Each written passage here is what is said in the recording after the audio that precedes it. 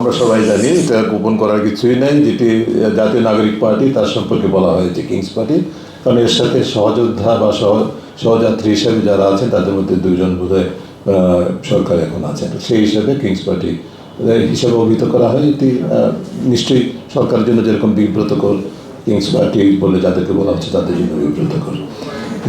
আর আপনার যে প্রথম প্রশ্নটা ছিল যে নির্বাচনী পরিস্থিতি দৃশ্যত এখন তো মোটামুটি একটা টাইম লাইন আছে, কাজেই সবারই দৃষ্টি সেদিকে ফেব্রুয়ারিতে হয়তো নির্বাচন হবে।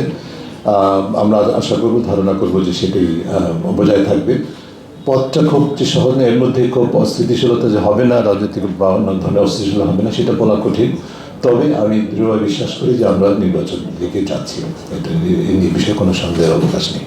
আমরা যেটা মনে করি সেটা যে কর্তৃত্ববাদ পতনের পর যে সুযোগ সৃষ্টির বিশাল সুযোগ সৃষ্টি হয়েছে, সেটি বর্তমান অন্তর্বর্তীকালীন সরকার আমাদের খেয়াল রাখতে হবে। অন্তর্বর্তীকালীন সরকারের একার উপরে দায়িত্ব না, এই কারণে কিন্তু আমরা অন্য অংশীদারকেও কভার করেছি এই প্রতিবেদনে, যার মধ্যে আমরা এই ঘরে যারা উপস্থিত তারা সবাই, দায় আমাদের সকলেরই। আমরা সবাই মিলে সরকার সহ, সরকারের অবশ্যই কেন্দ্র ভূমিকা, সরকার সহ সবাই মিলে আমরা যেটা করতে পারি না, যে এই সুযোগটাকে আসলে প্রত্যাশিত মান পর্যায়ে, প্রত্যাশিত বলব যে পর্যায়ে এগিয়ে নিতে পারিনি। অনেক ক্ষেত্রেই হোঁচট খেতে হয়েছে, অনেক ক্ষেত্রে হোঁচট খেতে হয়েছে, অনেক ক্ষেত্রে প্রতিবদ্ধ হয়েছে, চ্যালেঞ্জ হয়েছে। কিন্তু আমরা আমি ব্যক্তিগত এবং প্রতিষ্ঠান হিসেবে মনে করি আমাদের প্রতিবেদনের উপর নির্ভর করে বলতে পারি যে আমরা যে যতটুকু অগ্রগতি অর্জন করেছি, চ্যালেঞ্জ থাকবেই। খুবই সব চ্যালেঞ্জের সাথে অপরচুনিটি থাকে, সব অপরচুনিটির সাথে চ্যালেঞ্জ থাকে। যে অপরচুনিটি এসছে তার সাথে আমাদের এই চ্যালেঞ্জগুলো মোকাবেলা করেই অগ্রসর হতে পারবো।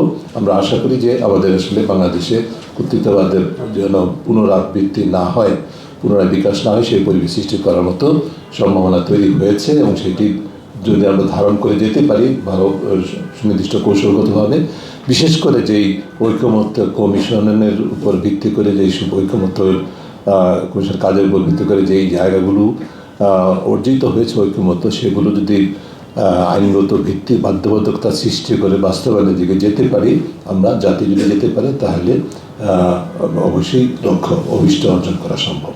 আরেকটা একটু পয়েন্ট বলি, সেটা হচ্ছে যে যুক্তরাষ্ট্রের যে পাল্টা কী বলো যে শুল্কর বিষয়টা, সেখানে নন ডিসক্লোজার অ্যাগ্রিমেন্টের কথাটা বলা হচ্ছে নেতিবাচকভাবেই। এইটা নন ডিসক্লোজার অ্যাগ্রিমেন্টটা এখনই নেতিবাচকভাবে কমেন্ট করার মতো বিষয় না। মোনালিসা হেভি ফ্লো 15 পিস প্যাকেটের সাথে 8 পিসের একটি প্যাকেট একদম ফ্রি।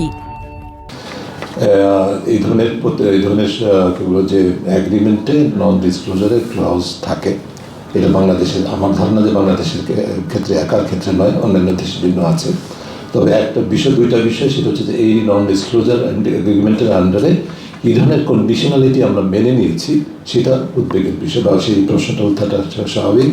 দ্বিতীয় হচ্ছে যেটা যখন এই এগ্রিমেন্টটি চুক্তিটি স্বাক্ষরিত হবে, চূড়ান্ত হবে, তখন এই কী শর্তে এই নন ডিসক্লোজার পোর্শনটাকে উইথড্র করা যাবে, কখন উইথড্র করা যাবে, সেই বিষয়ে আলোচনা বিষয়। অর্থাৎ শুধুমাত্র নন ডিসক্লোজার এগ্রিমেন্ট ক্লজের কারণেই এই চুক্তিটি ত্রুটিপূর্ণ সেটা বলার কোনো সুযোগ নেই।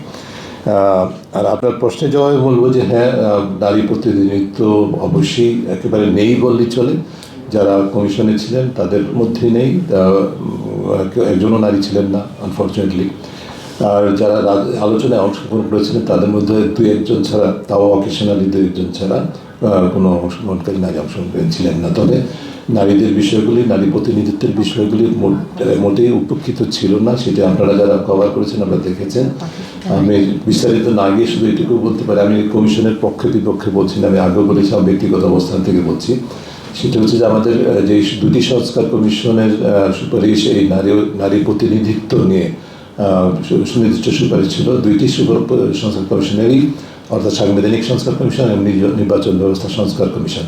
2টি কমিশনের পক্ষ থেকে যে প্রস্তাবনাগুলো ছিল সেগুলোকে বিবেচনায় নিয়েই ঐক্যমত্য কমিশন রাজনৈতিক দলগুলোর সাথে আলোচনা করেছে, এবং তার উপর ভিত্তি করেই সমঝোতা বা ঐক্যমত্য যতটুকু হয়েছে। আমি ব্যক্তিগতভাবে মনে করি যেটা আমরা অর্জন করেছি সেটা মোটেই আমাদের প্রত্যাশা পূরণ হয়নি।